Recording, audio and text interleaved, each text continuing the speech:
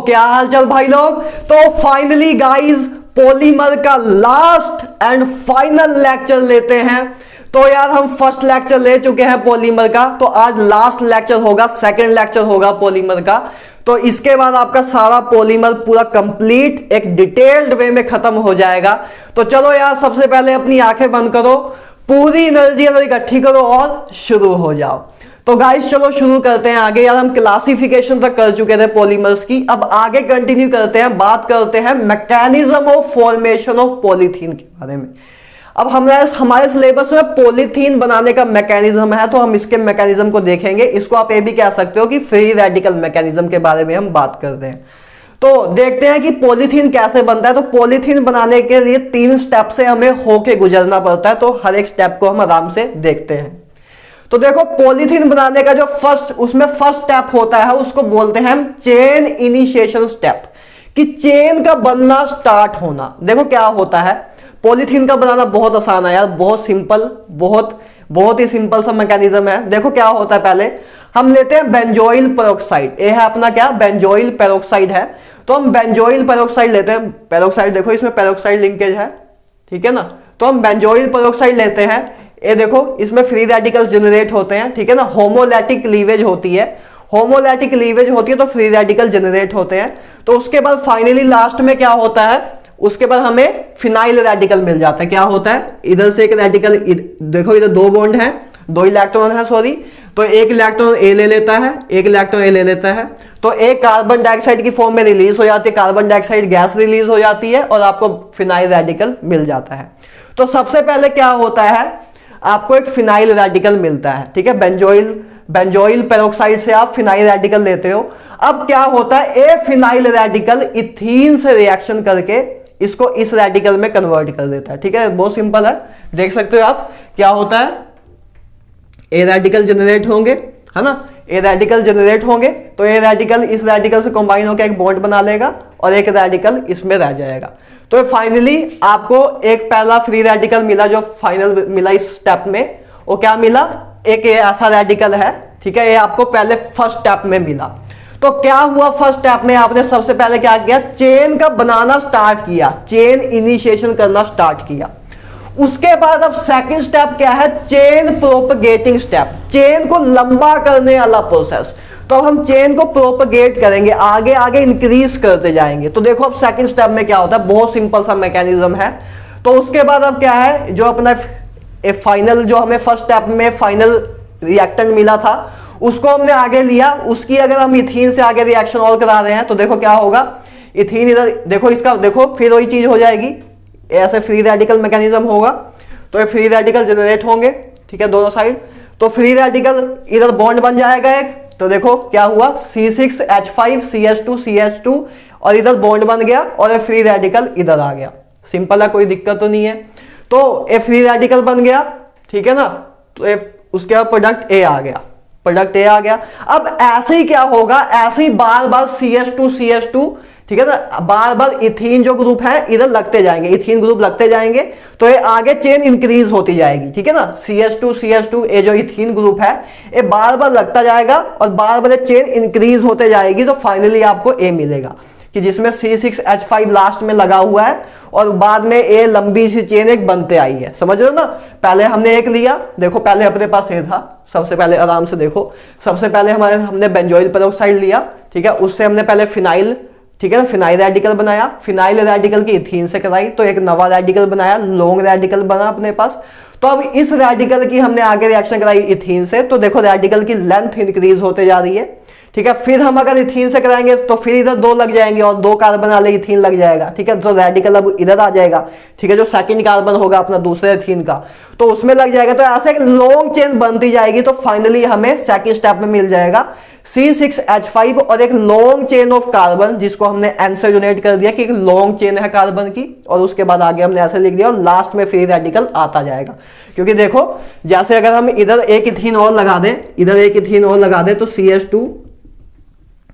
CH2 ठीक है, और CH2 रेडिकल। तो लास्ट हमेशा रेडिकल कहाँ आ रहा है, लास्ट में, तो इसलिए हमने लिखा कि पहले बीच में एक N कार्बन की एक चेन होगी, लॉन्ग चेन, उसके बाद लास्ट में फ्री रेडिकल होगा, ठीक है ना। तो ऐसे ही आप रिप्रेजेंट कर सकते हो सेकंड स्टेप को, ठीक है। बस देख लो, ज्यादा इंपॉर्टेंट नहीं है, मतलब आपको बस समझने के लिए है। वैसे मतलब क्वेश्चन के फॉर्म में तो आ ही नहीं सकता ना, कैसे डालेंगे क्वेश्चन के फॉर्म में, तो आपको बस क्लियरेंस देने के लिए है कि एक्चुअल में पॉलीथीन बन कैसे रहे, इतनी लॉन्ग चेन बन कैसे रही है सिंपल कंपाउंड से, ठीक है ना। तो पहला स्टेप था चेन इनिशिएशन स्टेप, की चेन का बनाना स्टार्ट करना। उसके बाद चेन प्रोपोगेटिंग स्टेप, की चेन अब प्रोपोगेट हो रही है, लेंथ इंक्रीज कर रही है अपनी। उसके बाद लास्ट स्टेप है चेन टर्मिनेटिंग स्टेप, की अब चेन को कभी खत्म भी करना है ना, यही थोड़ा कि लंबी खींचते जा रहे हैं। तो अब बस लास्ट में देखो चेन टर्मिनेटिंग स्टेप क्या है। तो देखो हमने, देखो ये स्पीसीज अपने को मिली थी सेकंड स्टेप में, तो इसको हमने लिया, ये अपनी स्पीसीज है, तो इसकी दो स्पीसीज, देखो हमने दो स्पीसीज ली। अब ये फ्री रेडिकल और इसका फ्री रेडिकल बस आपस में ज्वाइंट कर जाएंगे, तो फाइनली आपको एक ऐसा एक पॉलीमर मिल जाएगा, लॉन्ग चेन एक पॉलीमर आपको मिल जाएगा। तो बस ये एक मैकेनिज्म है जिसको आपको देखना था कि कैसे पॉलीथीन बन रहा है, ठीक है। तो एक मैकेनिज्म है पॉलीथीन का बनने का। सबसे पहले क्या हुआ, पहले फिनाइल रेडिकल बना, उससे हमने फ्री रेडिकल जनरेट किया इथीन वाले साइड, इथीन वाले कार्बन पे, तो यह पहला फ्री रेडिकल बना। उसके बाद आगे चेन इंक्रीज हुई, लास्ट में हमने चेन को बंद कर दिया कि बस अब इस कंपाउंड को बंद भी करते हैं, रिएक्शन बंद भी करनी है हमें एक टाइम पे आके। तो ये चेन टर्मिनेटिंग स्टेप किया, तो चेन टर्मिनेट होगी, उसके बाद काम खत्म हो गया, तो अपना फाइनली आपको पॉलीथीन मिल गया। क्लियर है बात। तो ये मैकेनिज्म था पॉलीथीन के बारे में, ठीक है। तो अब मेन बात करते हैं जिस पे अपने क्वेश्चन आते हैं। सबसे पहले बात करेंगे, देखो मैंने आपको बताया था कि दो टाइप के पॉलीमर होते हैं, एक एडिशन पॉलीमर, एक कंडेंसेशन पॉलीमर। तो अब इनके देखें, अब ये देखेंगे अपने सिलेबस में जितने भी एडिशन पॉलीमर्स हैं उसके बारे में देखेंगे कि उनका फॉर्मूला क्या होता है, उनकी मोनोमर क्या होता है, किससे मिलके बने होते हैं, क्वेश्चन इसी पे आता है। इस स्लाइड में एडिशन पॉलीमर को देखेंगे, फिर नेक्स्ट स्लाइड में लास्ट बात करेंगे कंडेंसेशन पॉलीमर में, और चैप्टर फिनिश, ठीक है ना। तो देखो एडिशन पॉलीमर्स आपको आई हो अब क्लियर हो कि एडिशन पॉलीमर्स क्या होते हैं। एडिशन पॉलीमर क्या होते हैं, जिसमें कुछ लॉस नहीं होता, बस एडिशन होती है, स्मॉल कोई मॉलिक्यूल एलिमिनेट नहीं होता। आई होप क्लियर हो, ठीक है ना। पहले बहुत डिटेल में बता चुका हूं, फर्स्ट लेक्चर जिसने देखा हो। तो बात करते हैं पहला एडिशन पॉलीमर की, लो डेंसिटी पॉलीथीन।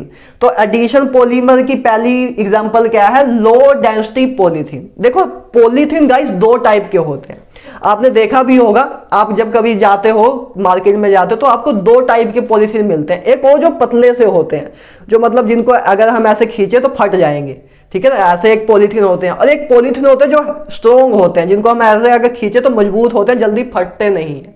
देखे होंगे ना, दो तरह के पॉलीथीन होते हैं, एक जिसमें मतलब हम थोड़ा मतलब कम भार वाला सामान रखते हैं, जिसका वेट कम होता है। अगर कोई वेट कम वाली चीजें हमें रखनी होती है तो हम हल्का सा लिफाफा लेते हैं, पतला सा लिफाफा हमें देता है शॉपकीपर। लेकिन कोई भारी चीज हो तो एक मजबूत सा लिफाफा देता है हमें, है ना, देखा होगा आपने।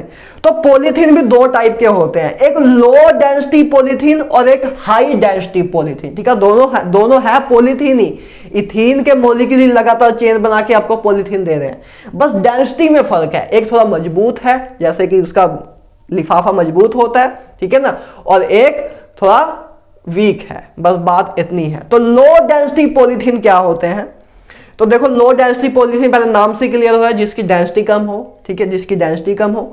लो डेंसिटी पॉलीथीन गाइस वैसे ऐसे होते हैं, जैसे मैंने आपको कराया था ब्रांच चेन पॉलीमर कराया था, है ना, ब्रांच चेन पॉलीमर मैंने आपको बताया था। तो बस इसमें ऐसा ही होता है कि इथीन की चेन्स होती हैं और बीच में ब्रांचिंग होती है, ये उसी की एग्जांपल है। लो डेंसिटी पॉलीथीन किसकी एग्जांपल है, ब्रांच चेन पॉलीमर की। इसमें ब्रांचिंग होती है, देखो ब्रांचिंग होने के कारण इसका वॉल्यूम इंक्रीज हो जाता है, ब्रांचिंग होने के कारण इसका वॉल्यूम इंक्रीज हो जाता है। तो जब वॉल्यूम इंक्रीज हो जाएगा, और डेंसिटी आपको पता है कि डेंसिटी क्या होती है, मास डिवाइड बाय वॉल्यूम। तो जब वॉल्यूम आपका इंक्रीज हो जाएगा तो डेंसिटी डिक्रीज हो जाएगी, तो इसलिए इसको लो डेंसिटी पॉलीमर बोलते हैं, क्योंकि इसमें ब्रांचिंग होती है, हाईली ब्रांच होता है लो डेंसिटी पॉलीथीन, अपना लो डेंसिटी पॉलीथीन, जो ही उसका रीजन भी है कि इसकी डेंसिटी लो होती है। क्लियर है बात। अब बात करते हैं कि लो डेंसिटी पॉलीथीन बनाने के लिए कंडीशंस क्या होती हैं। तो देखो कंडीशंस इंपॉर्टेंट भी हैं, देखो लो डेंसिटी पॉलीथीन बनाने की कंडीशन क्या होती है, पहली बात हमें हाई प्रेशर रखना होता है। प्रेशर कितना, 1000 टू 2000 एटीएम के अंदर हमें प्रेशर अपना रखना होता है, पहली बात है। टेम्परेचर हमें 350 केल्विन से 570 केल्विन के बीच में रखना होता है, ठीक है ना। और इधर गाइस सबसे मेन बात यह है कि कंडीशन में एक क्वेश्चन, इस पे क्वेश्चन आता है, इस पे क्वेश्चन आ जाता है। टेम्परेचर प्रेशर में जनरली वैल्यू नहीं पूछते आपसे, लेकिन कैटलिस्ट के बारे में पूछ लेते हैं। तो आपको पता होना चाहिए कि लो डेंसिटी पॉलीथीन में ऑक्सीजन या peroxide as a catalyst use होता है, इस बात को दिमाग में रखना। इस पे क्वेश्चन आया भी हुआ है नीट में भी, जेई पे भी, तो इसको ध्यान में रखना कि लो डेंसिटी पॉलीथीन में ऑक्सीजन या peroxide as a catalyst use होता है। क्लियर है बात। तो इसकी ये कंडीशंस थी। अब बात करते हैं इसकी प्रॉपर्टीज में कि लो डेंसिटी पॉलीथीन की प्रॉपर्टीज क्या होती हैं। पहली बात है केमिकली इनर्ट होता है, केमिकली इनर्ट होता है और टफ होता है, ठीक है ना।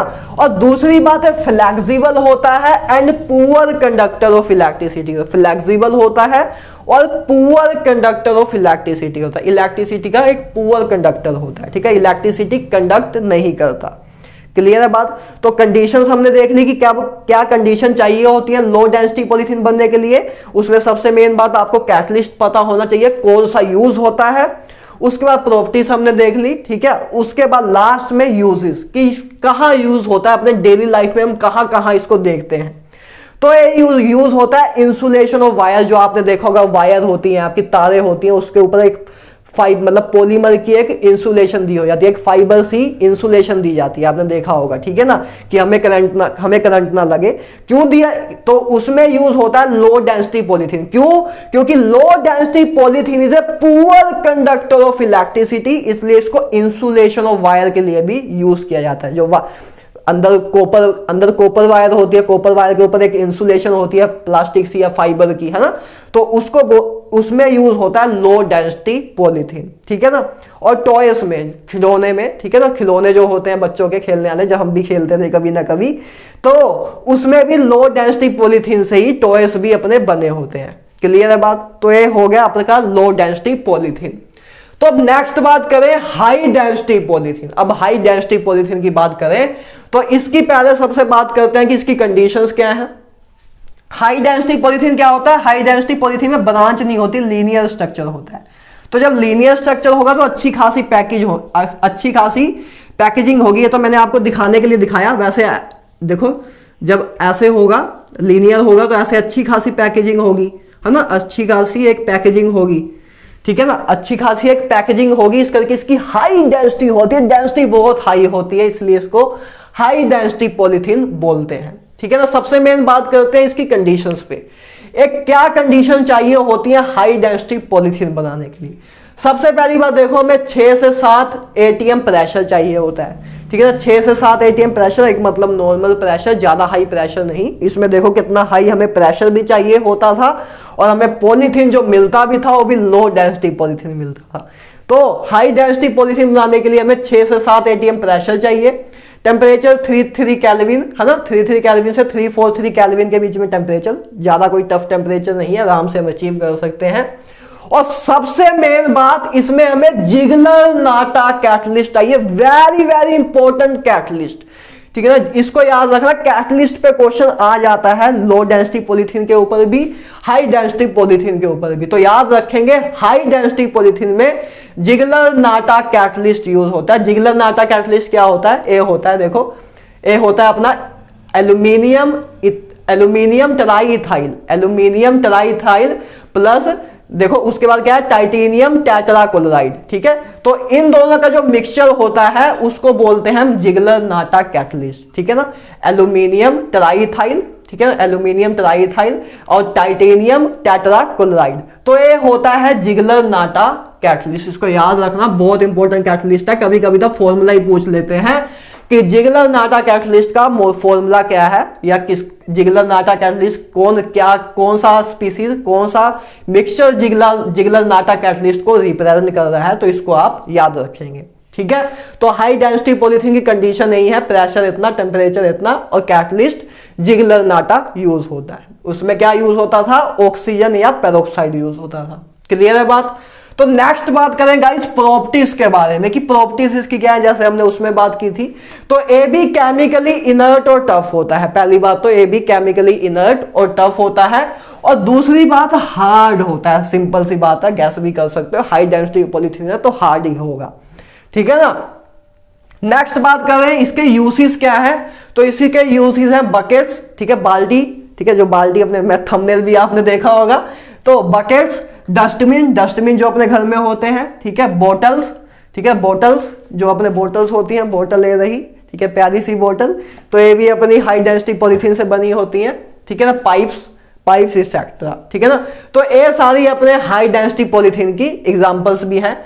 तो पहले हमने लो डेंसिटी पॉलीथीन देख लिया, उसके बाद हमने हाई डेंसिटी पॉलीथीन देख लिया, इसके अलावा इन दोनों में कुछ भी नहीं है, बस पहले कंडीशन पता हो, प्रॉपर्टीज पता हो, यूसेस पता हो, दैट्स ऑल, इसके अलावा कुछ भी है ही नहीं पूछने लायक, ठीक है ना। तो अब नेक्स्ट बात करते हैं थर्ड एडिशन पॉलीमर की, पॉलीटेट्राफ्लोरोइथीन। वैसे ना जो ये मैंने देखो चार वर्ड अलग अलग करके लिख दिए हैं, लेकिन ये चार वर्ड अलग नहीं है, एक जॉइंट ही है ना, बीच में वैसे ये आएगी चीज नहीं, ठीक है ना, जॉइंट ही है, लेकिन मैंने इसलिए अलग अलग लिखा क्योंकि आपको क्लियर इंडिकेशन मिल जाए कि क्या क्या वर्ड इसमें यूज हुए हैं, ठीक है ना। उसको मैंने बस इसलिए लिखा हुआ है, ठीक है ना। जब लेकिन आप एनसीईआरटी में या कहीं किसी भी बुक में देखोगे तो उधर सीधा डायरेक्ट लिखा होगा, पॉलीटेट्राफ्लोरोइथीन, एक साथ बोलते हैं पॉलीटेट्राफ्लोरोइथीन। तो पॉलीटेट्राफ्लोरोइथीन क्या होता है, देखो पहली बात तो पोली है तो मतलब पॉलीमर है। सबसे पहले बस इसके बस आपसे ये पूछते हैं कि इसकी यूनिट क्या है, किससे मिलके बना हुआ है, तो बस उसका नाम काफी बार तो आपको पॉलीमर के नेम से ही पता लग जाता है। देखो टेट्राफ्लोरोइथीन मतलब मतलब 4 फ्लोरीन और इथीन, तो हमने इथीन लिया, इथीन मतलब कार्बन पे डबल बॉन्ड, ठीक है, कार्बन पे double bond, carbon double bond और 4 फ्लोरीन लगा दिए, तो ये अपना होता है टेट्राफ्लोरोइथीन। तो पॉली आगे लगा दिया मतलब बहुत से टेट्राफ्लोरोइथीन आपस में कनेक्ट होकर पॉलीमर बनाते हैं, जिसको हम बोलते हैं पॉलीटेट्राफ्लोरोइथीन, ठीक है ना। और इसका एक नेम और है जो ज्यादा यूज में आता है, टेफ्लॉन। इसको टेफ्लॉन भी बोलते हैं, तो याद रखना कभी कभी क्वेश्चन आ जाता है कि which monomer is use in the formation of Teflon polymer. तो टेफ्लॉन पॉलीमर बनाने के टाइम कौन सा हमें मोनोमर यूज होता है, टेट्राफ्लोरोइथीन यूज होता है। क्लियर है बात। तो हम बस इसमें क्या करते हैं, टेट्राफ्लोरोइथीन होता है अपने पास, तो टेट्राफ्लोरोइथीन लेते हैं, एन हमने मॉलिक्यूल्स लिए, तो हम क्या करते हैं बस उसकी कैटलिस्ट के प्रेजेंस में कोई कैटलिस्ट ज्यादा अगर हम इसमें क्या लेते हैं पर सल्फाइड कैटलिस्ट लेते हैं, लेकिन ज्यादा अगर वैसे आपसे इस पर कोई स्पेसिफिक चीजें पूछी नहीं जाती, लेकिन अगर बाई चांस पूछी जाए तो आप बोल सकते हो पर सल्फाइड कैटलिस्ट यूज होता है, ठीक है ना। पर सल्फाइड कैटलिस्ट यूज करते हैं और हाई प्रेशर में आपका बाद में फिर यही आपको एडिशन पॉलीमर मिल जाता है, जैसे हमें इथीन के केस में मिला था, ठीक है ना, जैसे हमें इथीन के केस में मिला था। तो इसको बोलते हैं टेफ्लॉन, तो आपको ये चीज पता होनी चाहिए। एडिशन पॉलीमर की थर्ड एग्जांपल क्या है, टेफ्लॉन, ठीक है ना, जिसमें मोनोमर क्या यूज होता है, टेट्राफ्लोरोइथीन यूज होता है। क्लियर है बात। इसकी प्रॉपर्टीज क्या है गाइस, प्रॉपर्टी है इसकी केमिकली इनर्ट है, ठीक है ना।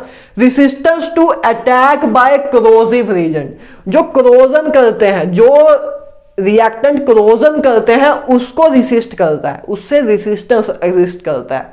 क्लियर है बात। तो इसके यूसेस देखते हैं क्या है कि यूसेस क्या है इसके।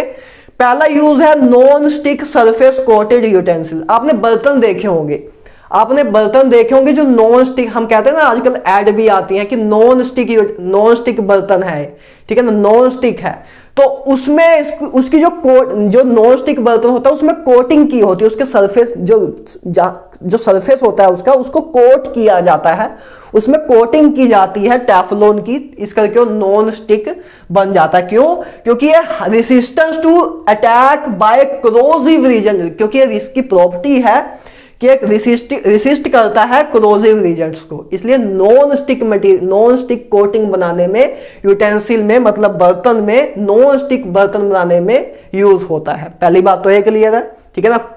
आया भी हुआ है कभी ना कभी ये क्वेश्चन कि नॉन स्टिक यूटेंसिल बनाने में कौन सा पॉलीमर अपना यूज होता है, तो टेफ्लॉन यूज होता है, ठीक है ना।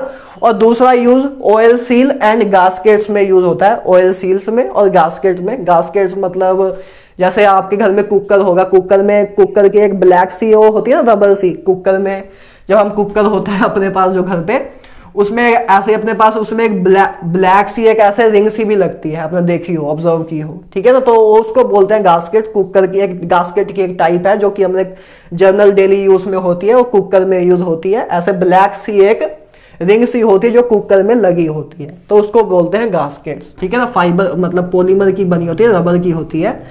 तो ये होते हैं टेफ्लॉन की, ये सारा कुछ है टेफ्लॉन के बारे में। इसमें आपसे क्या क्या किस किस बेस पे क्वेश्चन आ सकते हैं, पहले ये पूछ सकते हैं कि टेफ्लॉन में मोनोमर क्या यूज होता है, तो आप बताओगे CF2 डबल बॉन्ड वाला, ठीक है, तो ये आपका मोनोमर यूज होता है। अगर बाई चांस कैटलिस्ट पूछ लिया तो परसल्फाइड कैटलिस्ट यूज होता है, ठीक है ना। उसके बाद तो बस यही पूछ सकते हैं कि यूसेज इसके क्या है, यूसेज यही पूछ सकते हैं कि utensil non coated non stick surface बनाने में कौन सा पॉलीमर यूज होता है, तो आप बता दोगे टेफ्लॉन यूज होता है। क्लियर है बात। तो इससे अलावा कुछ भी नहीं है, एनसीईआरटी में पूरा देख लोगे, इसके अलावा कोई भी पॉइंट आपको नहीं बताया गया है, ना आपके सिलेबस में है। तो लास्ट एडिशन पॉलीमर की बात करते हैं, पॉलीएस्राइलोनाइट्रिल के बारे में। पॉलीएस्राइलोनाइट्रिल जिसको हम पान भी बोलते हैं, खाई के पान बनारस वाला, ठीक है ना, तो इसको पान भी बोलते हैं और ओलोन भी बोल देते हैं, ठीक है ना। पान भी बोलते हैं और ओलोन भी बोलते हैं। इसका देखो पॉलीमर, इसमें मोनोमर क्या यूज होता है, नाम से आप क्लियर कर सकते हो, ठीक है ना। एस्राइल देखो, एस्राइलोनाइट्रिल इधर इसका क्या होता है, मोनोमर होता है। एस्राइलोनाइट्रिल क्या होता है, ये होता है अपना एस्राइलोनाइट्रिल। देखो बस क्या है, CH2 डबल बॉन्ड CH, बस CN, इधर निट्राइल लग जाएगा, निट्राइल ग्रुप लग जाएगा, बस हाइड्रोजन निकलेगा और निट्राइल ग्रुप लग जाएगा, तो इसको बोलते हैं एस्राइलोनाइट्रिल, ठीक है ना। पॉलीएस्राइलोनाइट्रिल मतलब एस्राइलोनाइट्रिल, लगातार एस्राइलोनाइट्रिल की एक लॉन्ग चेन बनती जाती है तो वो पॉलीमर बन जाता है, तो उसी को हमने लिखा पॉलीएस्राइलोनाइट्रिल, जिसको पान भी बोलते हैं, तो इसको याद रखेंगे।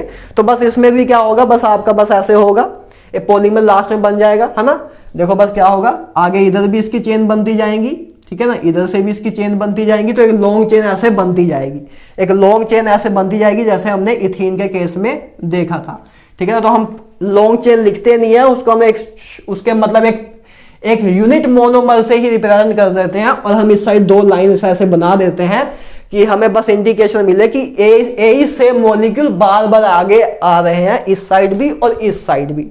क्लियर है बात। तो गाइज ये आपके थे सारे एडिशन पॉलीमर। सबसे पहले हमने देखा लो डेंसिटी पॉलीथीन, उसके बाद हमने देखा हाई डेंसिटी पॉलीथीन, फिर हमने देखा टेफ्लॉन के बारे में, फिर देखा हमने पान के बारे में। ये आपके एडिशन पॉलीमर्स थे, सारे ओवर होते हैं इधर।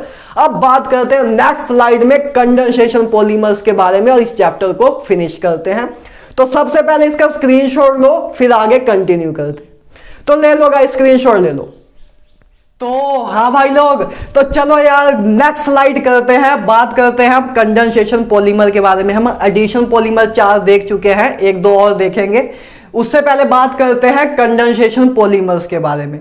देखो कंडेंसेशन पॉलीमर, इससे ज्यादा आते हैं क्वेश्चन, ये इंपॉर्टेंट पार्ट है, ठीक है। एडिशन पॉलीमर से ज्यादा क्वेश्चन कंडेंसेशन पॉलीमर से आते हैं।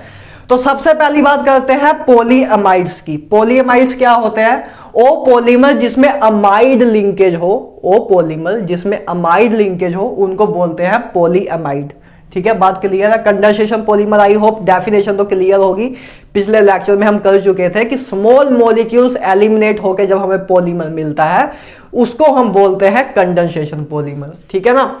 तो उसकी सबसे पहली एग्जांपल करते हैं, पॉलीअमाइड्स के बारे में देखते हैं। अपने सिलेबस में 2 पॉलीअमाइड्स हैं, एक नाइलॉन 66 और एक नाइलॉन 6, दोनों ही बहुत ज्यादा इंपॉर्टेंट है, बहुत बार एग्जाम में आ चुके हैं। सबसे पहले बात करते हैं नाइलॉन 66। देखो 6 2 वर्ड यूज किया है। पहले बात तो इस पे क्वेश्चन एक आ सकता है, ठीक है, कि नाइलॉन 66 किससे मिलके बना होता है, कौन से 2 यूनिट से मिलके बना होता है, तो आप क्या बताओगे। देखो क्या है आपका, ए है एक एडिपिक एसिड और एक है आपका 1,6 हेक्सामिथाइल डाइएमाइन, 1,6 हेक्सामिथाइल डाइएमाइन, ठीक है। तो ये दो चीजों से मिलके आपका एडिपिक एसिड आपका नाइलॉन 66 मिल बनता है। पहला क्या, एडिपिक एसिड और एक हेक्सामिथाइल डाइअमाइन। तो ये दो चीजें याद रखना कि ये दो यूनिट हैं जिनसे मिलके आपको नाइलॉन 66 मिलता है। देखो 66 क्यों आया, आपको ऐसे पहले बता भी चुका हूं। ये 66 इसी करके आया कि नाइलॉन में जो दोनों यूनिट्स है उसमें 6 कार्बन ही है। देखो इसमें भी 6 कार्बन है, 1 4 प्लस 5, ठीक है ना। तो अपने पास कितने होंगे, 1 4a और एक a, ठीक है। तो 6 कार्बन इधर भी है और 6 कार्बन इधर भी है, इसीलिए इसका नाम रखा नाइलॉन 66 कि उसमें 6 का मतलब जो दो यूनिट्स हमने लिए हैं उन दोनों में ही 6 कार्बन प्रेजेंट है। क्लियर है बात। तो एक सबसे मेन क्वेश्चन इस पे यही आता है कि नाइलॉन 66 किन दो यूनिट मोनोमर से मिलके बना हुआ है। तो आप बोलोगे adipic acid and hexamethyl diamine से मिलके बना हुआ है, ठीक है ना। बस अब सिंपल सी बात है, इसमें क्या होगा, एलिमिनेशन होगी, वाटर एलिमिनेट हो जाएगा, ठीक है ना। वाटर एलिमिनेट हो जाएगा तो ऐसे प्यारा सा एक वाटर अपना निकल जाएगा, ठीक है ना। इधर से वाटर एलिमिनेट हो जाएगा, ठीक है। तो ये वाटर एलिमिनेट हो जाएगा तो फाइनली आपको ए प्रोडक्ट मिल जाएगा, है ना। देखो फाइनली आपका इधर इस जो है आपका COH ग्रुप है इस साइड वाला, तो उधर से भी OH निकल जाएगा और आगे एक दूसरी यूनिट से दूसरे हेक्सामिथाइल डाइअमाइन से आगे इधर कनेक्ट होगा। तो हम एक ही दिखाते हैं कि यही चीज आगे बार बार रिपीट हो रही है। तो आगे इधर C डबल बॉन्ड हो, इधर आ गया, OH निकल गया, ठीक है, वाटर के फॉर्म में एलिमिनेट हो जाएगा इधर वाला। CH2 वाला, उसका C डबल बॉन्ड O वाला, तो वाटर निकल गया, C डबल बॉन्ड O रह गया, ठीक है। इधर से एक हाइड्रोजन निकल गया NH, CH और A रह गया, ठीक है, CH2 और उसका NH, एक हाइड्रोजन निकल गया, आगे भी और लिंकेज अभी होगी। तो इसको बोलते हैं नाइलॉन 66। क्लियर है। तो इस पॉलीमर को बोलते हैं नाइलॉन 66। किन दो से मिलकर बना है, hexamethyl diamine and adipic acid. Clear है बात। तो इंपॉर्टेंट है नाइलॉन 66, याद रखना, ठीक है ना। नेक्स्ट है नाइलॉन 6। नाइलॉन 6 मतलब इसमें एक ही यूनिट है पहली बात, और उसमें 6 कार्बन प्रेजेंट है, ठीक है ना। तो नाइलॉन 66 में मोनोमर क्या यूज होता है, या तो जो यूनिट होती है आप ये कह सकते हो कौन सी यूनिट बार बार रिपीट होती है, तो इसमें कैप्रोलैक्टम यूज होता है। कैप्रोलैक्टम यूज होता है, क्वेश्चन आया भी हुआ है। नाइलॉन 66 किससे मिलकर बना होता है, कैप्रोलैक्टम से हो उसकी फॉर्मेशन होती है। कैप्रोलैक्टम देखो क्या होता है, कैप्रोलैक्टम एक रिंग स्पीसीज होती है।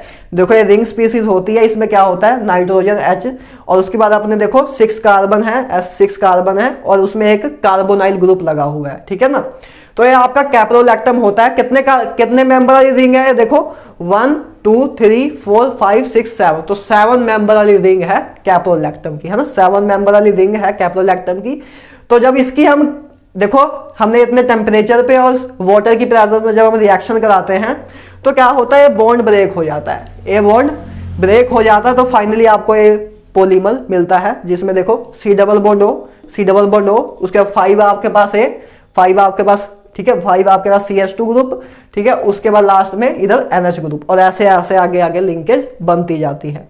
तो इसको बोलते हैं नाइलॉन 6, इसको बोलते हैं नाइलॉन 6, ठीक है। तो ये आपके दो पॉलीएमाइड्स थे, एक नाइलॉन 66 जिसमें हेक्सामिथाइल डाइअमाइन और एडिपिक एसिड यूज होता है, और नाइलॉन 66 में कैप्रोलैक्टम यूज होता है, जिसको मैंने आपको दिखा दिया है कि कैसे है, ठीक है ना। ऐसे क्वेश्चन आते हैं इस पे कि आपसे बस इतने ही पूछेंगे नाइलॉन 66 किससे मिलके बना होता है। ज्यादा से ज्यादा स्ट्रक्चर पूछ सकता है कि इसके बताओ ये स्ट्रक्चर मतलब ए क्या रिप्रेजेंट कर रहा है, तो आपको शायद ए दे दिया हो और नीचे 4 ऑप्शन दे दिए हो, तो पूछे कि ये क्या चीज है, तो आप बता दोगे नाइलॉन 66 है, क्योंकि आपको दिख रहा है इसमें 2 यूनिट है, एक एडिपिक एसिड है और एक हेक्सामिथाइल डाइअमाइन है, तो आप समझ जाओगे नाइलॉन 66 है, ठीक है ना। तो यही क्वेश्चन इस पे आ सकता है, प्रीवियस ईयर देख सकते हो। तो अब नेक्स्ट बात करते हैं कंडेंसेशन पॉलीमर्स में आ गई पॉली ईस्टर्स के बारे में, जिसमें ईस्टर लिंकेज हो, ठीक है ना, उनको बोलते हैं पॉली ईस्टर्स। तो उसकी सबसे पहली एग्जांपल है टेरिलीन या डेक्रोन भी उसको बोलते हैं। तो देखो टेरिलीन या डेक्रोन में क्या यूज होता है, कौन से मोनोमर यूज होते हैं, इसमें 2 चीजें यूज होती हैं। पहले ग्लाइकोल, इसको बोलते हैं ग्लाइकोल, है ना। ग्लाइकोल मतलब 1 2, ठीक है, इथेन डाइओल, इसको बोलते हैं 1 2 इथेन डाइओल, जिसका कॉमन नेम क्या है, ग्लाइकोल, है ना। कॉमन नेम क्या है इसका, वैसे तो आपको मैंने, अगर आपने मेरी नेमिंग रिएक्शन लेक्चर देखे तो उसमें मैंने सारे कॉमन नेम कराए थे जो आपके सिलेबस में है, ठीक है ना, तो उनको कोई प्रॉब्लम नहीं होगी, तो तब भी बता देता हूं। तो ये होता है आपका ग्लाइकोल, ठीक है ना, ये होता है आपका ग्लाइकोल। तो ग्लाइकोल लेते हो आप और साथ में लेते हो टर्फिथैलिक एसिड। ये भी बताया, आपको बताया भी था मैंने नेमिंग रिएक्शन के टाइम कि फिथैलिक एसिड, टर्फिथैलिक एसिड क्या होते हैं। ठीक है, तो ए होता है टर्फिथैलिक एसिड जिसमें 2 COH ग्रुप होते हैं ऑपोजिट पोजीशन पे, उसको बोलते हैं टर्फिथैलिक एसिड।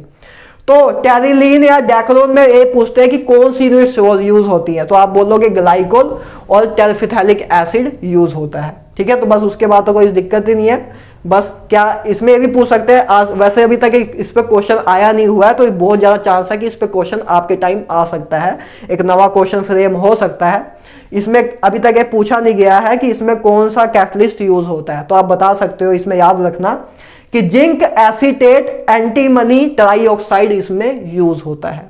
क्लियर है बात, तो याद रखना, क्वेश्चन बनने के चांस हैं इसके। ठीक है ना, तो एक ग्लाइकोल और टर्फिथैलिक एसिड यूज होता है। तो फाइनली आपको ये पॉलीमर मिल जाएगा। देखो सिंपल सी बात है, इसमें देखो इधर से OH जाएगा, इधर से H जाएगा, है ना, वाटर एलिमिनेट हो जाएगा, OH इधर से जाएगा, इधर से H जाएगा, तो बीच में लिंकेज आ जाएगी। ठीक है ना, और इधर से H निकल जाएगा, आगे भी एक यूनिट लग जाएगी, और इधर से देखो, इधर से OH निकल जाएगा और इधर भी ऐसे आगे लिंकेज बनती जाएगी। तो ये आपका फाइनली कंपाउंड मिलेगा। ठीक है, तो ये आपका होता है टेरिलीन। क्लियर है बात। तो टेरिलीन में क्या यूज हुआ है गाइस, टेरिलीन में यूज हुआ है ग्लाइकोल और टर्फिथैलिक एसिड। तो आई होप क्लियर हो। तो इसका दूसरा नेम भी याद रखना कि टेरिलीन को कभी कभी बच्चे कंफ्यूज हो जाते हैं, तो याद रखना कि टेरिलीन को डेक्रोन भी बोलते हैं, और इसकी ये यूनिट भी याद रखना। ठीक है, टेरिलीन में आपको बस मेन काम आपको इतना ही याद रखना है कि इसके मोनोमर याद रखो कि इसके मोनोमर क्या है। तो इसके मोनोमर क्या है, ठीक है, ग्लाइकोल है और टर्फिथैलिक एसिड है। क्लियर है। तो अब नेक्स्ट बात करें ग्लिप्टल के बारे में। देखो ज्यादातर बच्चों को क्लियर नहीं होता, ज्यादातर बच्चे ये मानते हैं कि टेरिलीन ही ग्लिप्टल है, लेकिन अब फर्क इसमें थोड़ा क्लियर रखना। ठीक है ना, क्योंकि एनसीईआरटी में इतने क्लियरेंस रखते नहीं है वो। तो टेरिलीन और ग्लिप्टल में फर्क याद रखना। देखो टेरिलीन में हम क्या यूज करते थे, ग्लाइकोल और टर्फिथैलिक एसिड, लेकिन ग्लिप्टल में हम क्या यूज करते हैं, हम इसमें ग्लाइकोल तो यूज करते हैं, लेकिन इसमें फिथैलिक एसिड यूज करते हैं। देखो ए क्या है, टर्फिथैलिक एसिड। टर्फिथैलिक एसिड क्या होता है, जिसमें 2 COH ग्रुप ऑपोजिट पोजीशन पे लगे हो। और फिथैलिक एसिड क्या होता है, जिसमें 2 COH ग्रुप एडजेसेंट पोजीशन पे ही लगे हो, तो इसको बोलते हैं फिथैलिक एसिड। ठीक है, याद रखना, दोनों में फर्क याद दिख रहा है ना साफ, कि इसमें टेरिलीन में क्या होता है, टर्फिथैलिक एसिड यूज, और ग्लिप्टल में फिथैलिक एसिड यूज होता है। तो बस बाद में फाइनली आपको पॉलीमर मिल जाएगा, बस वाटर एलिमिनेट करते जाओ। तो देखो इधर क्या आएगा, H निकला इधर से, ठीक है, अल्कोहल ग्रुप से H निकलता है, कार्बोक्सिलिक ग्रुप से OH निकलता है, तो OCH2 CH2। ठीक है, उसके बाद इधर CO आ गया। देखो इधर से अब वाटर, इधर से H गया, इधर से H गया, इधर से OH गया, तो आपका CO ग्रुप रह गया इधर। ठीक है ना, और उसके बाद बेंजीन रिंग आपकी आ गई। ठीक है, बेंजीन रिंग आ गई, एक बेंजीन रिंग बन गई, और जो इसके एडजेसेंट पोजीशन में आपका CO ग्रुप था, जिसका OH निकल जाएगा, और आगे भी उसकी लिंकेज बनती जाएगी। क्लियर है बात, दिक्कत की बात तो नहीं है कोई। ठीक है ना, मेन काम ये है कि आपको ये चीजें पता हो कि ये किन चीजों से मिलके बना हुआ है। उसके बाद तो बस वाटर एलिमिनेट करना है। पहले हमने वाटर इधर से एलिमिनेट करोगे, तो ये लिंकेज बन जाएगी। ठीक है, और इधर से OH निकलेगा, तो आगे जो दूसरे यूनिट्स होंगी उसके साथ इसके लिंकेज बन जाएगी। तो हम एक यूनिट रिप्रेजेंट करते हैं, तो हमने एक कर दी। ठीक है ना, तो इन दोनों में फर्क याद रखना कि टेरिलीन और ग्लिप्टल में क्या फर्क होता है। टेरिलीन में टर्फिथैलिक एसिड, और ग्लिप्टल में हम यूज करते हैं क्या, फिथैलिक एसिड। तो इतना याद रखना। ठीक है, तो नेक्स्ट बात करें, नेक्स्ट है फिनोल फॉर्मेल्डिहाइड पॉलीमर, जिसको हम बेकेलाइड भी बोलते हैं।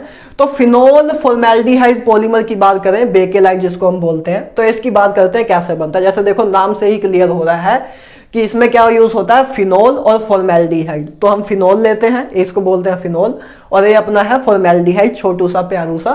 ठीक है ना, तो फिनोल और फॉर्मेल्डिहाइड लेते हैं, तो इसकी एसिड या बेस की प्रेजेंस में रिएक्शन करा देते हैं।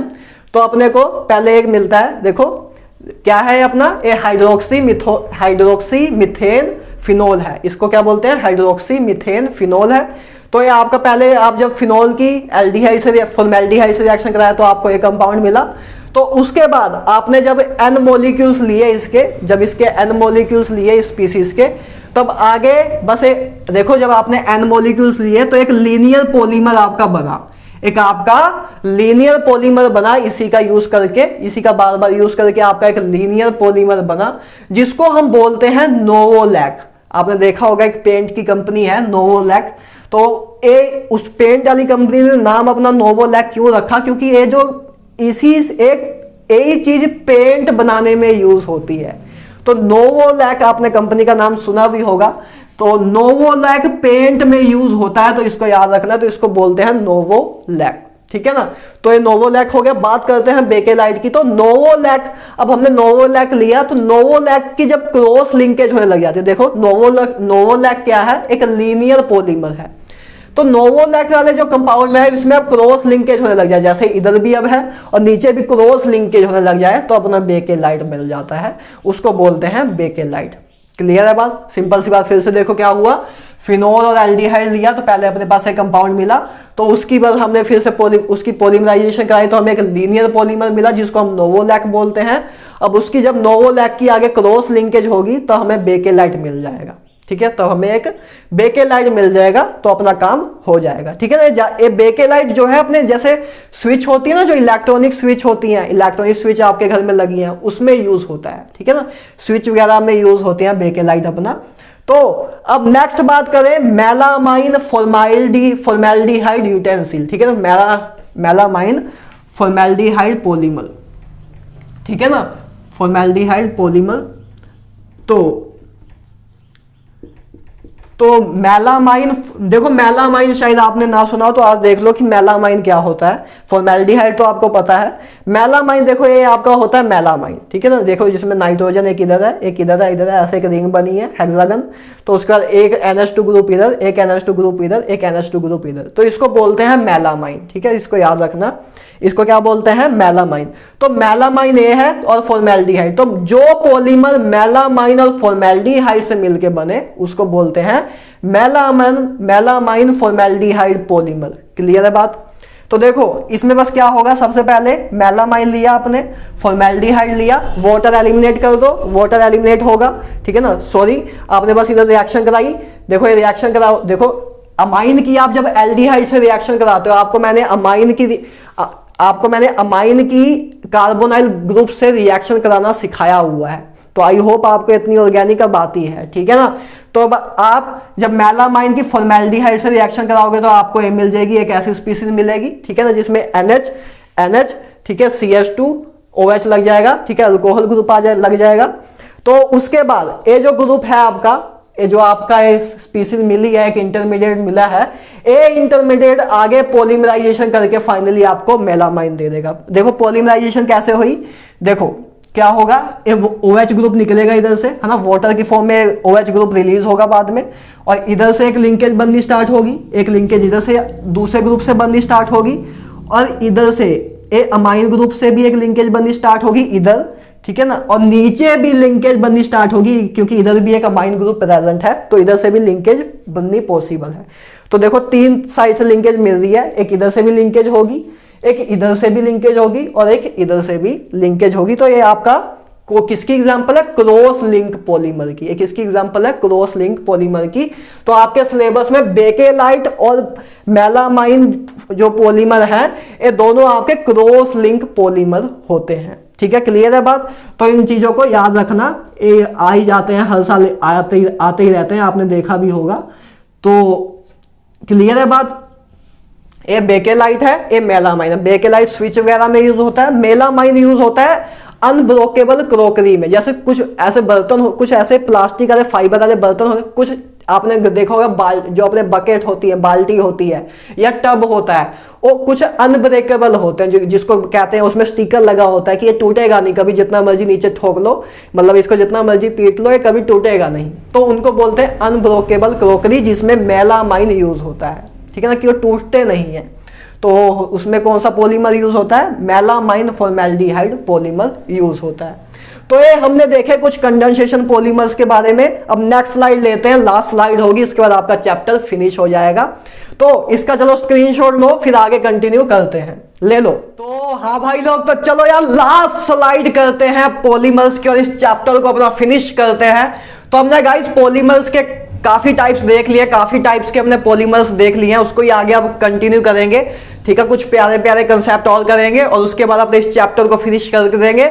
उसके बाद जाना बस प्रीवियस ईयर करना, सब क्वेश्चन लगातार होते जाएंगे। कोई भी किसी भी प्रॉब्लम, किसी भी क्वेश्चन में कोई प्रॉब्लम आएगी नहीं अगर आपने लेक्चर ध्यान से सुना हुआ है। ठीक है ना, चाहे जेई का क्वेश्चन हो, चाहे नीट का क्वेश्चन हो, सब हो जाएंगे। तो चलो अब आगे कंटिन्यू करते हैं यार। अब बात करते हैं आगे कुछ पॉलीमर्स के बारे में और बात करते हैं, अपने चैप्टर को फिनिश करते हैं। सबसे पहले बात करते हैं बोना एस के बारे में। वैसे बोना एस के बारे में आपको स्टार्टिंग में बता चुका हूं, लेकिन फिर से देख लेते हैं एक बार। देखो बोना एस में क्वेश्चन कैसे आते हैं पॉलीमर से। पॉलीमर से क्वेश्चन यही पूछे जाते हैं ज्यादातर कि मोनोमर क्या होते हैं बोना एस में, या तो उसका या तो स्ट्रक्चर पूछ सकते हैं। ठीक है, तो या यूज पूछ सकते हैं। यूज ज्यादा आते नहीं है, जब जो इंपॉर्टेंट यूज होता है मैं मुंह से बोल देता हूं। ठीक है ना, तो बोना एस देखते हैं। सबसे पहले किससे, इसका बताओ, इसका नेम क्या है? आप तो बता सकते हो यार, अब तो बताओ एक बार इसका नेम क्या है। 1,3-बूटाडाइन। ठीक है, इसका नेम क्या है? 1,3-बूटाडाइन। और ये तो आपको पता है प्यारा सा स्टाइरीन। ठीक है, तो बोना एस में क्या अपने मोनोमर्स होते हैं? 1,3-बूटाडाइन और स्टाइरीन अपने मोनोमर होते हैं, जो आपस में बाद रिएक्शन करके पॉलीमराइजेशन रिएक्शन को कंटिन्यू करके फाइनली आपको एक पॉलीमर देते हैं। मैंने आपको बताया भी था कि जो है आपके डबल बॉन्ड पहले इधर थे, बाद में बीच में सेंटर में कैसे आया था ये भी आपको बताया था। देखो आपको मैंने बताया था कि फ्री रेडिकल मैकेनिज्म होगा, है ना। Just a minute, free radical ऐसे बनेंगे। ठीक है, ये फ्री रेडिकल आपके इधर बने। ठीक है, इधर भी मान लो फ्री रेडिकल बना दो। ठीक है, ये आपके फ्री रेडिकल बन गए। तो क्या होता है जब ये रिएक्शन जाती है तो क्या होता है, ये जो दो फ्री रेडिकल हैं ये आपस में इधर आके, ठीक है, रिजॉइन हो जाते हैं, वैलेंसी फिल कर लेते हैं और इधर एक बॉन्ड बना लेते हैं, बीच में आ जाते हैं। ठीक है, तो एक बीच में बॉन्ड आ जाता है। अब दो देखो, एक फ्री रेडिकल इधर रह गया, एक फ्री रेडिकल इधर रह गया। जो इधर वाला फ्री रेडिकल है ए वाला, जो मतलब इस कार्बन पे, वो आगे जो अपने चेन आगे जो अपना स्पीसीज होगी उससे बॉन्ड बना लेगा। तो हम एक ही की बात करते हैं, हमेशा ही करते आए हैं, एक स्पीसीज को, एक ही चीज को देखते आए हैं। बाकी हमने आगे कह दिया कि हाँ आगे ऐसे चलता जा रहा है। ठीक है, तो एक फ्री रेडिकल जो था वो आगे वाले स्पीसीज से आगे जॉइंट बना लेगा और उसके बाद आगे आते हैं, बीच में डबल बॉन्ड आ गया, फ्री रेडिकल ऐसे जॉइंट हो गए थे, डबल बॉन्ड आ गया, उसके बाद CH2 आ गया। ठीक है, इसका रेडिकल था, अब इसका रेडिकल है। देखो अब क्या है, इसका रेडिकल है और इसका रेडिकल है, तो इसका रेडिकल और इसका रेडिकल आपस में बॉन्ड बना लेंगे। तो CH2 CH, उसके बाद देखो CH और इस CH के साथ फिनाइल ग्रुप लगा हुआ है और CH2। ठीक है, बता चुका हूं एक बार। तो वैसे भी आपको इतना बताना भी नहीं चाहिए, आपको देख के पता लग जाता है कि कैसे कैसे बॉन्डिंग हो रही है। लेकिन बस मेन बताना मैं ये चाहता था कि बीच में बॉन्ड क्यों आया। पहले बॉन्ड इधर थे, ठीक है ना, वापस लिख देते हैं उसको। पहले बॉन्ड आपके इधर थे, ठीक है ना, 1 और 3 पोजीशन पे, बाद में आपका सेंटर में आ गया था बॉन्ड। तो ये समझ गए कैसे हुआ, पहले फ्री रेडिकल जनरेट हुए, तो एक बॉन्ड पहले इधर बना, इधर वाले जो फ्री रेडिकल थे इधर वाला तो आगे वाले से चेन बना के अपना फ्री रेडिकल को मतलब न्यूट्रलाइज कर देगा, अपनी वैलेंसी कंप्लीट कर लेगा। और इधर से जो इलेक्ट्रॉन डेफिशिएंसी है, जो देखो फ्री रेडिकल जो होते हैं क्या होते हैं, इलेक्ट्रॉन डेफिशिएंट होते हैं ना। तो ये अपने कॉम्बिनेशन किसके साथ करेगा, इस फ्री रेडिकल के साथ। तो ये आपका एक बॉन्ड इससे बन गया, फिर इस कार्बन से तो एक फिनाइल ग्रुप लगा हुआ है, एक CH2 ग्रुप, और जो इसका रेडिकल है फ्री रेडिकल वो आगे किसी से आगे ज्वाइन कर लेगा। तो ऐसे पॉलीमराइजेशन होती जाएगी, ऐसे लॉन्ग चेन बनती जाएगी। लेकिन हम एक सिंगल स्पीसीज को लिखते हैं रिप्रेजेंट करने के लिए, क्योंकि कितनी बार लिखते जाएंगे तो बाद में हम ऐसे बॉक्स लगा के आगे लाइन लगा देते हैं कि हाँ यही सेम स्पीसीज इधर भी आगे जाती जा रही है और इधर भी आगे जाती जा रही है। क्लियर है बात। तो ये होता है आपका बोनाएस। ठीक है, बोनाएस में मेन बात है याद रखनी यार। देखो सिंपल सी बात, हर एक में क्या हो रहा है, हर एक में अगर आपको मोनोमर्स पता है तो रिएक्शन तो अपने आप ही लिख दोगे, रिएक्शन में तो कोई दिक्कत नहीं आएगी ज्यादा। ठीक है, रिएक्शन में तो सब में एक जैसी चल रही है, वैसे ही चलेगा। बस कभी या तो वाटर रिमूव हो रहा है या तो एडिशन रिएक्शन हो रही है, और तो कुछ हो नहीं रहा है। ठीक है ना, बस आपको मोनोमर्स याद होने चाहिए। तो याद रखना बोनाएस में, जैसे उसका नाम भी है बोना, तो इसलिए 1,3-बूटाडाइन और एस मतलब स्टाइरीन। एस किसके लिए यूज हुआ, स्टाइरीन के लिए। एक आता है अब बोना एन। ठीक है, बोना एन देखो क्या है, बोना है मतलब पहली बार 1,3-बूटाडाइन तो होगा। अब एन है तो एन के लिए, एन कहां से आया, इसके लिए आया। ये क्या है अपना एसिटाइलोनाइट्रिल। ठीक है ना, एसिटाइलोनाइट्रिल है अपना, इसको आप विनाइल साइनाइड भी कह सकते हो, क्योंकि विनाइल कार्बन से साइनाइड ग्रुप लगा हुआ है। तो ये आपका नाइट्राइल ग्रुप लगा हुआ है, तो इसलिए आपका एन आया। ठीक है, इसलिए आपका एन आया। तो बस और तो कुछ नहीं है, इसका पॉलीमर तो आराम से आप लिख सकते हो। पेरोक्साइड की प्रेजेंस होती है इसकी, अगर पूछ ले कभी तो पेरोक्साइड की प्रेजेंस होती है। और देखो उसके बाद बॉन्ड तो आप आराम से लिख सकते हो, देखो बीच में पहले बॉन्ड आ जाएगा इधर, जैसे वैसा फिर से निकल के दे रहा हूं, फिर बीच में बॉन्ड आ जाएगा, जो इधर फ्री रेडिकल जनरेट हुआ, इधर जो जनरेट हुआ, इधर वाला जो जनरेट हुआ आगे चेन बना लेगा, ठीक है। और जो इधर जनरेट हुआ था उसने जो इधर फ्री रेडिकल बना उसके साथ इधर बॉन्ड बना लिया, है ना, उसके साथ इधर बॉन्ड बना लिया। और CH, देखो इस CH के साथ Cl लगा हुआ है, ठीक है। और इसका जो इधर जो फ्री रेडिकल जनरेट हुआ था, इधर जो जनरेट होगा फ्री रेडिकल, वो आगे फिर आगे बॉन्ड बना लेगा, तो ऐसे चेन चलती जाएगी, ठीक है। तो मेरे रिएक्शन लिखने में कोई टफनेस नहीं होगी, बस आपको मोनोमर्स पता हो। बाकी देखो हमने किया तो कुछ नहीं, बस डबल बॉन्ड आपको पता है बीच में आएगा, इधर जो फ्री रेडिकल है, इधर जो फ्री रेडिकल है, ये इधर आगे ज्वाइन कर लेगा, ठीक है, आगे रिंग बना ले, मतलब आगे लिंकेज बनाता जाएगा। और जो इधर वाला फ्री रेडिकल है, जो इधर वाला फ्री रेडिकल है, इधर जो दो फ्री रेडिकल बनेंगे इधर से ज्वाइंट हो जाएगा और आगे फिर ऐसी स्पीसीज बन जाएगी, काम खत्म, ठीक है ना। लेकिन मेन बात यह है कि आपको बस ये पता होना चाहिए कि बन किन चीजों से मिल के रहे, बस ये पता है तो ये तो बन ही जाएगा, ठीक है, इसमें कोई प्रॉब्लम नहीं आएगी, ठीक है ना। तो वैसे भी इनको आप याद नहीं रख सकते, इनको याद रखोगे तो अपने आप बन जाएगा, ठीक है ना। इनको कैसे याद रखोगे, कितना याद रख लोगे, ठीक है ना। मुझसे तो याद नहीं होता, शायद आप में एक्स्ट्रा ऑर्डिनरी पावर हो तो आप कर सकते हो, तो मुझे तो यही याद रहता है, ठीक है ना। और मैं काफी देखा कि ज्यादातर मेजर लोग यही करते हैं, इसको कौन करेगा यार, ठीक है ना। तो क्योंकि आप बन ही जाता है अपने आप। तो बुना एस और बुना एन क्लियर है, एस में स्टाइरिन, एन में निट्राइल ग्रुप वाला विनाइल ग्रुप विनाइल कार्बन से निट्राइल ग्रुप लगा होता है, तो इसलिए इसका एन आया, ठीक है ना, क्योंकि निट्राइल ग्रुप लगा हुआ है। क्लियर है बात गाइस। ये दोनों ना सिंथेटिक रबर हैं। अभी पहले देखो नेचुरल रबर क्या होता है। ये देखो रबर, जो रबर यूज होती है जिसकी इलास्टिक प्रॉपर्टी होती है, रबर किसके कैटेगरी के अंदर आते हैं, हमने इलास्टोमर्स किए थे। इलास्टोमर्स तो याद है ना, इलास्टोमर्स वो पॉलीमर होते थे जिनमें वीक इंटरमोलिकुलर बॉन्डिंग होती थी, वीक इंटरमोलिकुलर इंटरेक्शन होती थी। क्लियर है। अब तो इलास्टोमर्स तो हमने फर्स्ट लेक्चर में ही क्लियर कर दिया था। तो नेचुरल जो अपने रबर हैं, ये रबर्स किस कैटेगरी में आते हैं, इलास्टोमर्स की कैटेगरी में आते हैं, क्योंकि इसमें रबर में इलास्टिक प्रॉपर्टी होती है। तो नेचुरल रबर की बात करते हैं। नेचुरल रबर क्या, जो हमें नेचर में मिलती है वाली रबर, सिंपल सी बात। तो देखो नेचुरल रबर किसका पॉलीमर होता है, पॉलीमर ऑफ आइसोप्रोपीन होता है। अगर आपसे कोई पूछे व्हाट इज नेचुरल रबर, तो आप क्या बोलोगे, natural rubber is a polymer of isoprene. Isoprene का पॉलीमर होता है। आइसोप्रीन देख लो क्या होता है, आइसोप्रीन देखो ये आपका आइसोप्रीन होता है ना, ये आपका होता है आइसोप्रीन।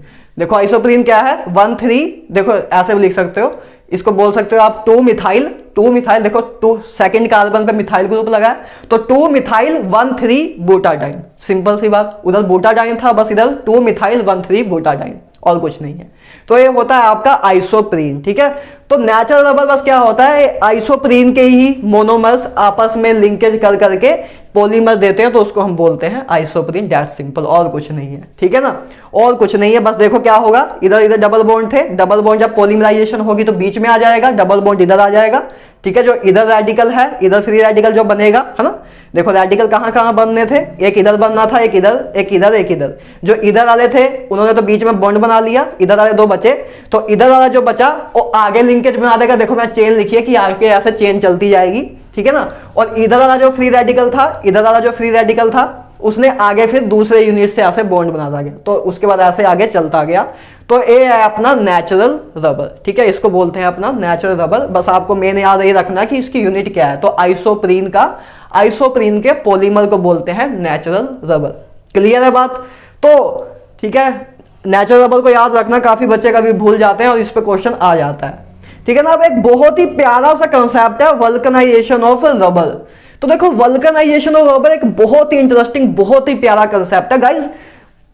रबर में कोई कुछ फिजिकल, पहली बात वल्कनाइजेशन ऑफ रबर होता क्या है गाइज, एक प्रोसेस होता है। वल्कनाइजेशन ऑफ रबर एक प्रोसेस होता है जिससे हम रबर की प्रॉपर्टीज को मॉडिफाई करते हैं, उसको और अच्छा बनाने की कोशिश करते हैं, उसकी फिजिकल प्रॉपर्टीज को इंप्रूव करने की कोशिश करते हैं, उसकी फिजिकल प्रॉपर्टीज को इंप्रूव करने की कोशिश करते हैं। क्योंकि जो नेचुरल रबर हमें मिलती है, क्या होता है जब इसका हम अगर इसको हम टेम्परेचर ज्यादा दे दें, अगर इसको हमने अपने पास रबर है, इसको हमने टेम्परेचर दिया, टेम्परेचर देते गए तो सॉफ्ट हो जाता है बहुत, एक सॉफ्ट हो जाता है बहुत। और या तो अगर हम इसका टेम्परेचर लो करते गए तो ए क्या होने लग जाता है, ब्रिटल होने लग जाता है। तो दोनों जो प्रॉपर्टीज है, सॉफ्ट होना, सॉफ्ट कोई पॉलीमर सॉफ्ट हो तो अच्छा नहीं रहता, स्ट्रॉन्गनेस नहीं रहती, ठीक है ना, और अगर ब्रिटल हो तो जल्दी टूट जाएगा, ठीक है ना। तो इसलिए इसकी प्रॉपर्टीज को मॉडिफाई करने के लिए हम वल्कनाइजेशन ऑफ रबर करते हैं। पहली बात इतना क्लियर है कि वल्कनाइजेशन ऑफ रबर कुछ नहीं होता, बस सिंपली एक प्रोसेस होता है जिससे हम नेचुरल रबर की जो प्रॉपर्टीज है, फिजिकल प्रॉपर्टी है, उसको इंप्रूव करते हैं। सिंपल सी बात है। अब कैसे इंप्रूव करते हैं? वल्कनाइजेशन रबर में हम क्या करते हैं, सल्फर डालते हैं। क्या डालते हैं? इंप्योरिटी डालते हैं हम सल्फर की, सल्फर की एडिशन करते हैं। तो सल्फर की एडिशन करने से देखो क्या होता है, क्रॉस लिंकेज जनरेट हो जाती है। देखो इधर देखो, एयर लिंकेज तो ऐसे पहले अपने लीनियर थे, पहले अपने लीनियर मॉलिक्यूल ऐसे लगते आ रहे थे, अब देखो लीनियर भी है, देखो ये चीज तो आगे जा ही रही है, इधर भी, लेकिन अब क्रॉस लिंकेज भी हो जाएगी। देखो सल्फर ने बीच में क्रॉस लिंकेज ले आ दी, तो क्रॉस लिंकेज ले आने के कारण इसमें स्टिफ हो जाते हैं, स्ट्रॉन्ग हो जाते हैं, मजबूत हो जाते हैं, कठोर हो जाते हैं। तो इसकी प्रॉपर्टी इनहैंस हो जाती है, इसकी फिजिकल प्रॉपर्टीज इनहैंस हो जाती है, उसी को बोलते हैं वल्कनाइजेशन ऑफ रबर। क्लियर है बात? मतलब सिंपल सी बात, सल्फर की एडिशन करने से क्रॉस लिंकेज जनरेट हो जाती है, इस करके वो स्टिफ हो जाता है, स्ट्रॉन्ग हो जाता है, कठोर हो जाता है, और उसकी प्रॉपर्टी इंप्रूव हो जाती है। सिंपल सी बात इतनी ही है, वल्कनाइजेशन ऑफ रबर इसी को बोलते हैं। क्लियर है बात?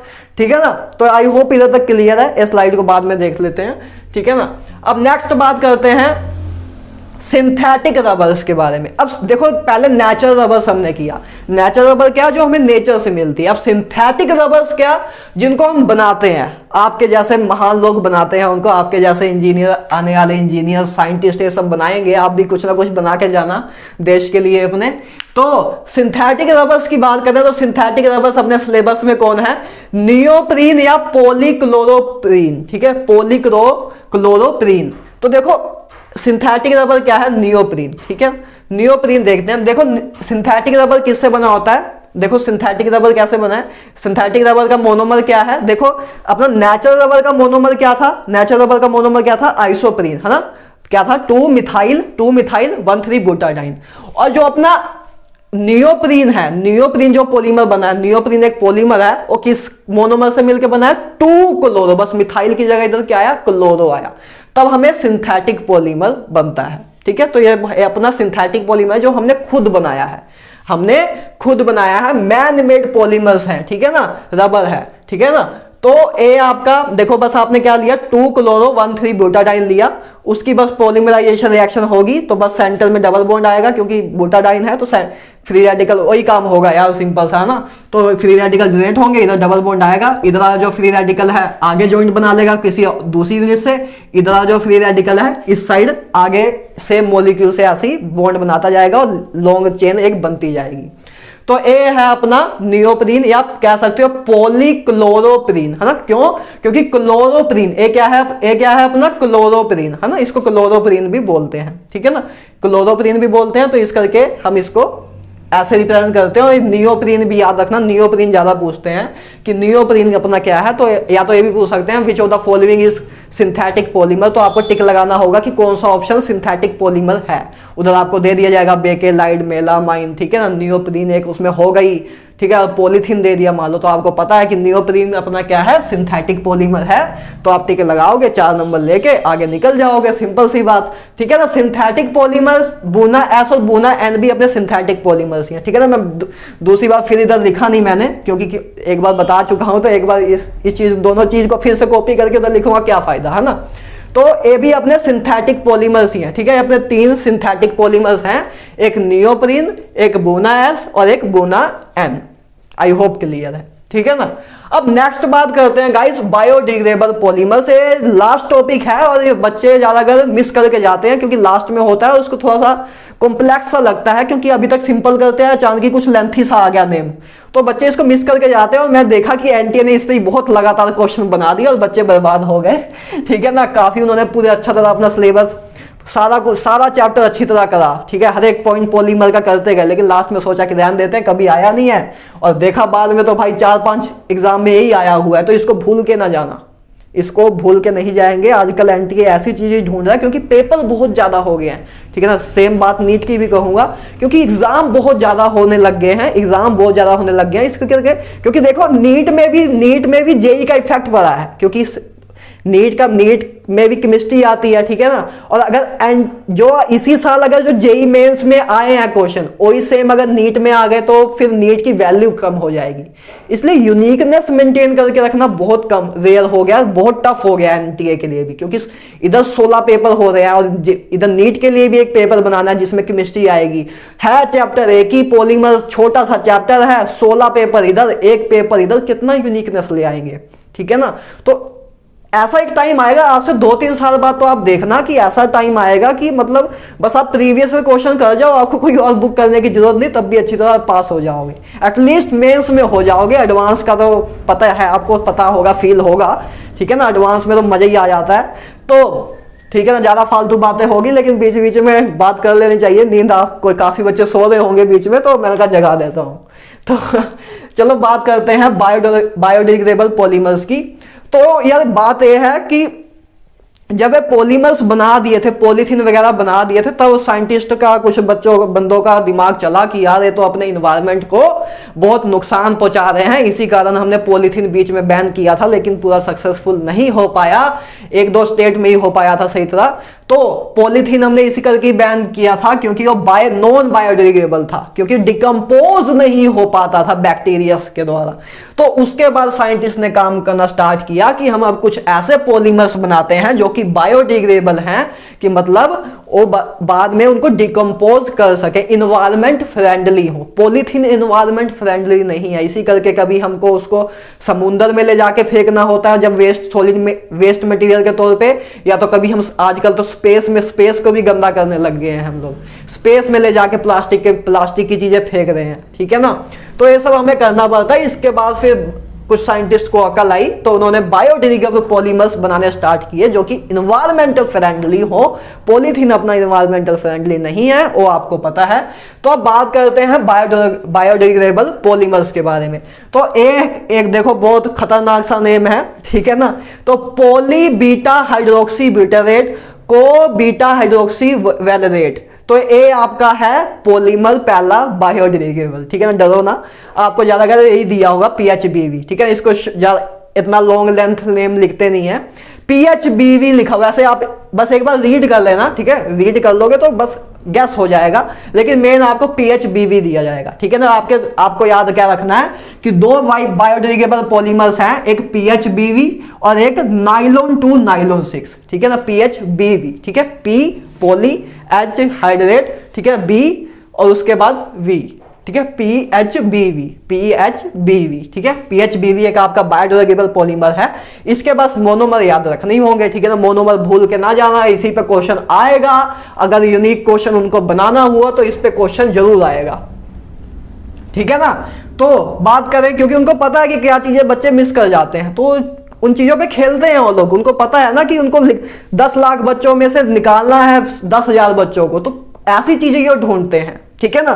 तो इसके पॉलीमर्स याद रख, देखो इसके मोनोमर्स क्या है।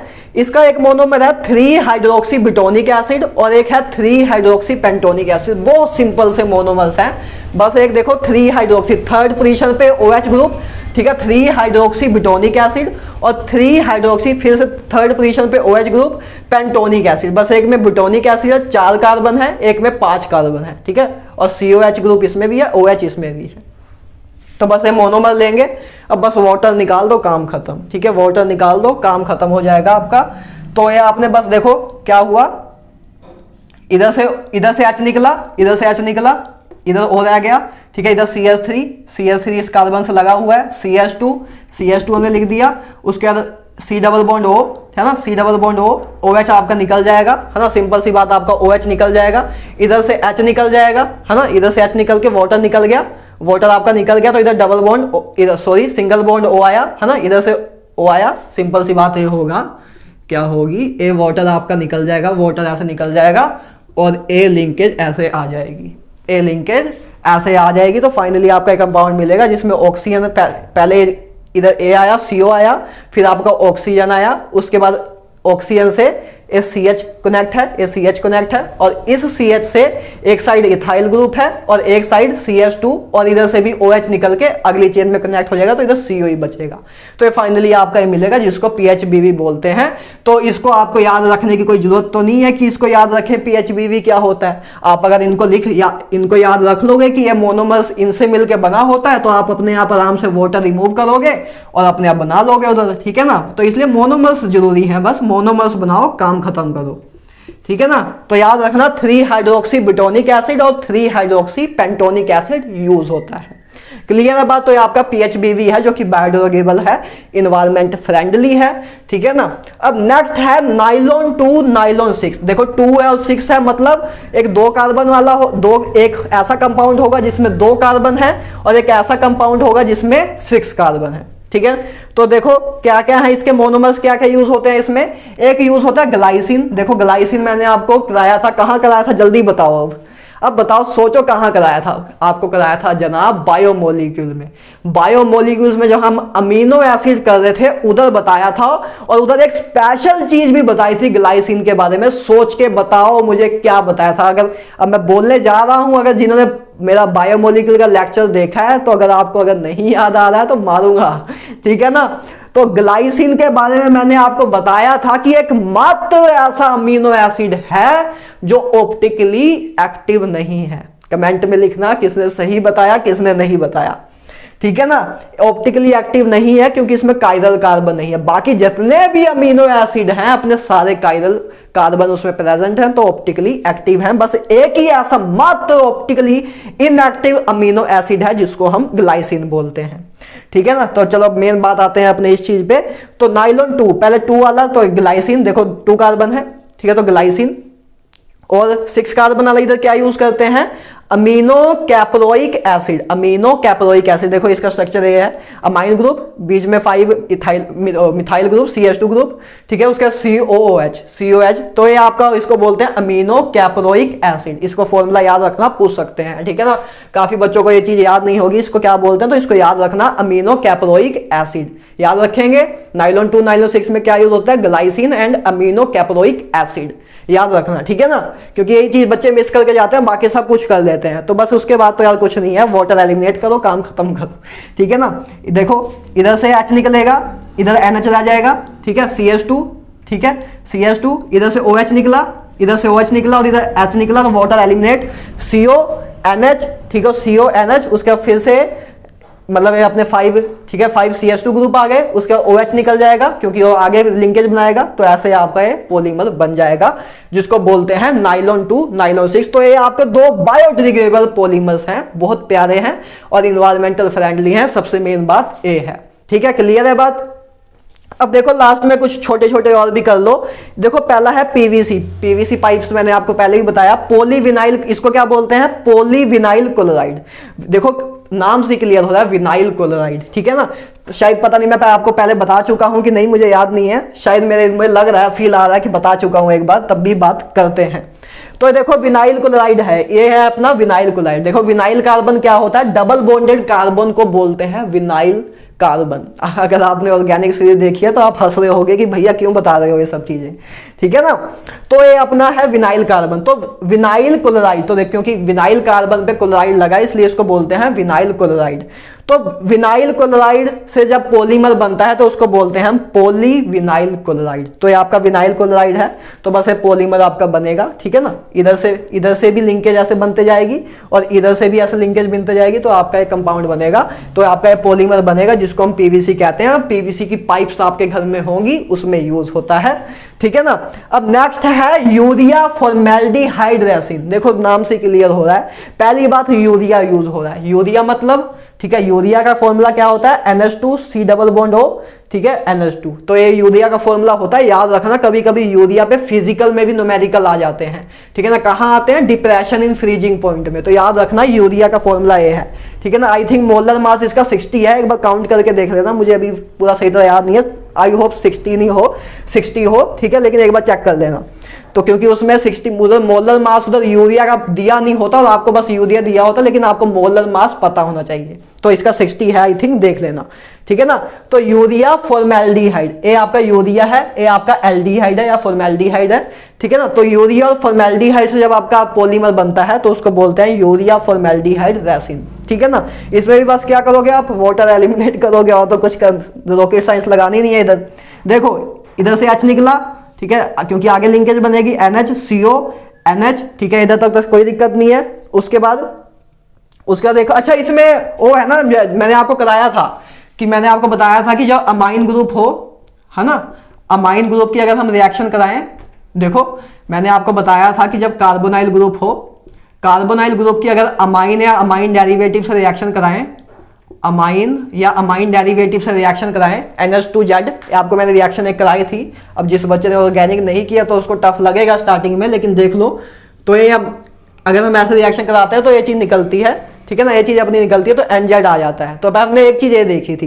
तो देखो इधर क्या हुआ, देखो इधर सिंपल सा क्या हुआ, इधर से N, देखो इधर से H निकला, इधर से O निकला, है ना, इधर से H निकला, इधर से O निकला और फाइनली आपको एक कंपाउंड मिला। तो देखो क्लियर है ना, कोई कंफ्यूजन तो नहीं है। पहले हमने यूरिया लिया और ये अपना फॉर्मेल्डिहाइड है। फॉर्मेल्डिहाइड क्या होता है, फॉर्मेल्डिहाइड में फॉर्मेल्डिहाइड का स्ट्रक्चर तो याद है ना, तो ऐसा स्ट्रक्चर में कुछ है तो है नहीं, तब भी ये आपका फॉर्मेल्डिहाइड है, ये आपका फॉर्मेल्डिहाइड है। तो बस C double bond O group निकलेगा, सिंपल सी बात है, C double bond O group निकलेगा, ठीक है ना। और इधर H ग्रुप है, एसिडिक हाइड्रोजन है तो ये निकलेगा, ठीक है। तो इधर आपका देखो, इधर से स्टार्ट हुआ था NH CO NH, ठीक है, CO NH, और उसके बाद आपका O ग्रुप कार्बोनाइल ग्रुप निकलेगा। तो इधर आएगा आपका CS2 ग्रुप रह गया, C रह गया, 2 H रह गया, CS2 ग्रुप रह गया, तो ये आपका डबल बॉन्ड आगे ऐसे N आ जाएगा, तो ये आपका पॉलीमर बन जाएगा। क्लियर है बात, कोई दिक्कत तो नहीं है, ठीक है ना। सेम वैसा ही है जैसे मैंने ऑर्गेनिक में बताया था, ठीक है। तो ये आपका है यूरिया फॉर्मेल्डिहाइड रेसिन, कि यूरिया और फॉर्मेल्डिहाइड का यूज करके रेसिन जो बनता है या पॉलीमर जो बनता है उसको बोलते हैं यूरिया फॉर्मेल्डिहाइड रेसिन, ठीक है। यूरिया का मोलर मास भी आप याद रखेंगे, ठीक है ना। तो अब बात करें 12th की, ठीक है ना। ये है पॉलीप्रोपीन, जैसे हमने पॉलीथीन किया था, वो क्या होता था, पॉलीथीन, मतलब इथीन के मॉलिक्यूल्स होते थे, इथीन के मैनी मॉलिक्यूल्स आपस में लिंकेज बना के ज्वाइन होते थे, उसको हम पॉलीथीन बोलते थे। इधर आप क्या है, पॉलीप्रोपीन।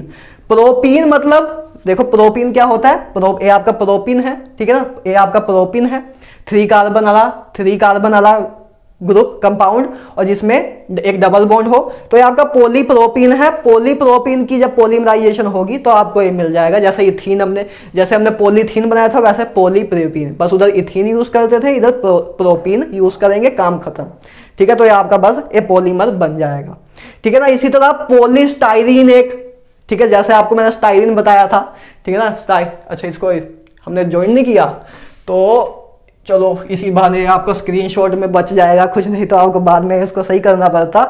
तो पॉलीस्टाइरीन हमने लिया था, बस पॉलीस्टाइरीन मतलब स्टाइरीन से ही, स्टाइरीन का जो प्योर स्टाइरीन का जो पॉलीमर होता है उसको बोलते हैं पॉलीस्टाइरीन। तो ये आपका स्टाइरीन है, तो बस ये जो आपका पॉलीमर बनेगा, ठीक है। इधर क्या होगा, आगे भी ऐसा स्टाइरीन ग्रुप इधर से लगे होंगे CH, ठीक है, इधर से भी लिंकेज है, डबल बॉन्ड टूटेगा, इधर से भी लिंकेज बनने लगेगी, इधर से भी लिंकेज बनने लगेगी, तो इसको बोलते हैं पॉलीस्टाइरीन।